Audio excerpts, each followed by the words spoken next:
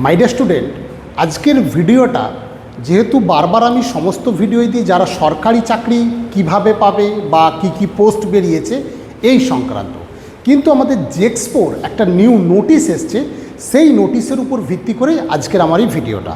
তো এখানে অনেকেই তোমরা আছো যারা সরকারি চাকরি কি বেরোবে না বেরোবে সেই ভিডিও তোমরা দেখো। তো বলবো তোমাদের যে ভিডিওটাকে অবশ্যই শেয়ার করবে যারা আগামী দিনে আইটিআই বা পলিটেকনিক কোনটা পড়তে চাইছে সেটার নিয়ে আজকের আমাদের ভিডিওটা। তো যারা এই সংক্রান্ত ভিডিও দেখবে বলে প্রথম আমাদের চ্যানেলে এসছো, অবশ্যই বলবো আমাদের গুরুকুল স্টাডি সেন্টার ইউটিউব চ্যানেলটা তোমরা সাবস্ক্রাইব করো। তো চলো সরাসরি শুরু করি। তো তোমরা জেক্সপোর যে নিউ নোটিশ এসছে সেখানে পলিটেকনিকে ভর্তির ব্যাপারে তোমাদের চলছে, তোমরা জানো সেটা। তো আমি এখানে যে বিষয়টা প্রথম উল্লেখ করব যে অনেকেই তোমরা ফোন করো যে স্যার আইটিআই করলে বেনিফিট হবে না পলিটেকনিক কোর্স করলে বেনিফিট হবে। তো আমি খুব সংক্ষেপে বিষয়টা বলছি, তোমরা একটু মন দিয়ে শোনো। এটা কোনো একটা ভিডিওর মাধ্যমে সব বলে দেওয়া সম্ভব না। তো যদি তোমাদের রিকোয়ারমেন্ট থাকে অবশ্যই কমেন্ট বক্সে কমেন্ট করবে, এই সংক্রান্ত ভিডিও কিন্তু ডিটেলস আমরা দিতে পারবো। কারণ যেহেতু পলিটেকনিকের যেসব স্টুডেন্টরা পাস করে থাকে তাদের আমরা এখানে গভর্নমেন্ট চাকরির প্রিপারেশান দিই, তার ফলে বিষয়টা আমরা অনেকটা আরও বেশি করে জানতে পারি। তো তোমরা যে বিষয়ে জানতে চাইছো বলবে কমেন্ট বক্সে, অবশ্যই আমি কিন্তু ভিডিও প্রোভাইড করবো। আর তা সত্ত্বেও আমি কিন্তু এই পলিটেকনিক রিলেটেড কয়েকটা ভিডিও এই সংক্রান্ত আরও কিন্তু পরপর দেবো, তোমরা সেগুলো লক্ষ্য রাখো। তো চলো সরাসরি শুরু করি। দেখো, আইটিআই এবং পলিটেকনিক এই দুটো মাধ্যমিক পাশের পরেই কিন্তু দুটোই একটা সুবর্ণ সুযোগ আছে। যারা টেকনিক্যাল লাইনে পড়াশোনা করতে চাইছো, বর্তমান পরিপ্রেক্ষিতে দেখা যাচ্ছে এই আইটিআই এবং পলিটেকনিকের প্রিপারেশান নিলে সরকারি চাকরির ক্ষেত্রে কিন্তু অনেকটা বেনিফিট আছে। এবং তার সাথে সাথে বেসরকারি যেসব ইন্ডাস্ট্রিগুলো আছে, সেটা হয়তো ওয়েস্ট বেঙ্গল না হলেও ওয়েস্ট বেঙ্গলের বাইরে যেসব স্টেট আছে সেখানেও কিন্তু তুমি যদি টেকনিক্যাল কোর্স করে থাকো তোমার কিন্তু একটা বেসরকারিতে হলেও চাকরি পাওয়ার সম্ভাবনাটা অনেকটা বাড়ে। সেটা আমাদের স্টেটেও আছে এবং বাইরের স্টেটেও আছে। এখন মূল যেটা আসবো, যেহেতু আলোচনাটা আমার যে আইটিআই এবং পলিটেকনিক নিয়ে, যে কোন কোর্সগুলো করলে সবথেকে বেনিফিট পাওয়া যাবে। দেখা গেছে আইটিআই মূলত তোমার 6 মান্থ 1 ইয়ার এবং 2 ইয়ারের মূলত কোর্সগুলো হয়। তো দেখা গেছে কিছু কিছু পোস্ট আছে যেগুলোতে কিন্তু 2 ইয়ার আইটিআই কোর্স কিন্তু লাগে। তো সেক্ষেত্রে অ্যাসিস্ট্যান্ট লোকো পাইলট যেমন থাকে এবং টেকনিশিয়ানের যে জবগুলো হয় সেখানে কিন্তু আইটিআই রিলেটেড পাস স্টুডেন্টরাই সবথেকে বেশি বেনিফিট হয়। আর এদিকে পলিটেকনিক যেটা আছে সেটা কিন্তু 3 ইয়ার্স ডিপ্লোমা যারা হয়, 3 ইয়ার্স 3 বছরের মূলত কোর্স। 3 বছর কোর্সের মধ্যে তুমি পাবে এখানে সিভিল পাবে, ইলেকট্রিক্যাল পাবে, মেকানিক্যাল পাবে এবং সিভিল, ইলেকট্রিক্যাল, মেকানিক্যাল এগুলো হচ্ছে কোর টিম।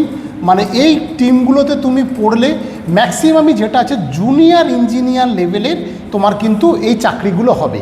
এবং এই জুনিয়র ইঞ্জিনিয়ার লেভেলে তুমি শুরু করলেও এখান থেকে কিন্তু প্রমোশন হয়ে অ্যাসিস্ট্যান্ট ইঞ্জিনিয়ার এবং পরে এক্সিকিউটিভ ইঞ্জিনিয়ারও কিন্তু হওয়া যায়। সেটা আমরা ডিটেলস ভিডিও এগুলো আসবে, সেটা সময় সাপেক্ষ। তোমাদের আমরা কেউ চাইলে বলবে কিভাবে এটা হয়, সেটা আমি ডিটেলসে বলে দেবো। তো মূলত সিভিল, ইলেকট্রিক্যাল, মেকানিক্যাল এবং তার সাথে ইলেকট্রনিক্স আছে, এই সাবজেক্টগুলো, কম্পিউটার সায়েন্সও আছে। তো এগুলো পলিটেকনিক কোর্স তোমাদের ক্ষেত্রে হবে।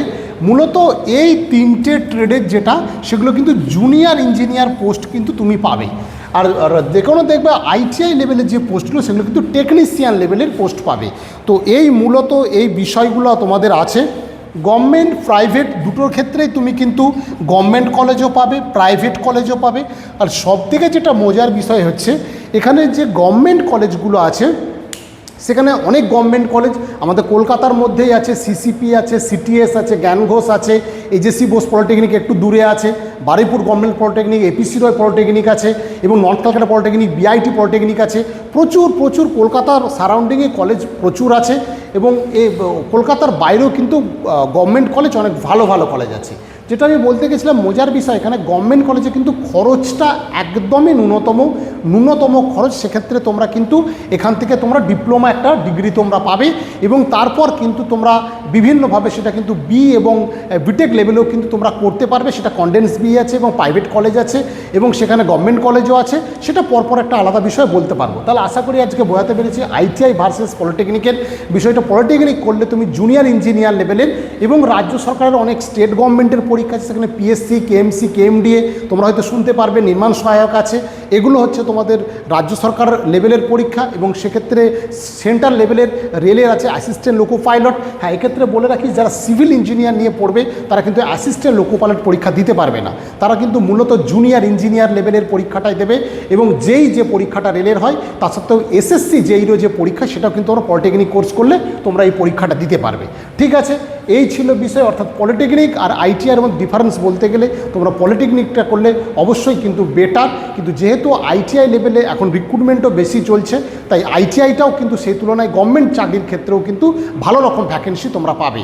তাই দুটোর তুলনা করে বলতে গেলে পলিটেকনিক তুলনামূলক কিন্তু সেক্ষেত্রে জুনিয়র ইঞ্জিনিয়ার চাকরির ক্ষেত্রে পলিটেকনিকটা অনেক বেটার।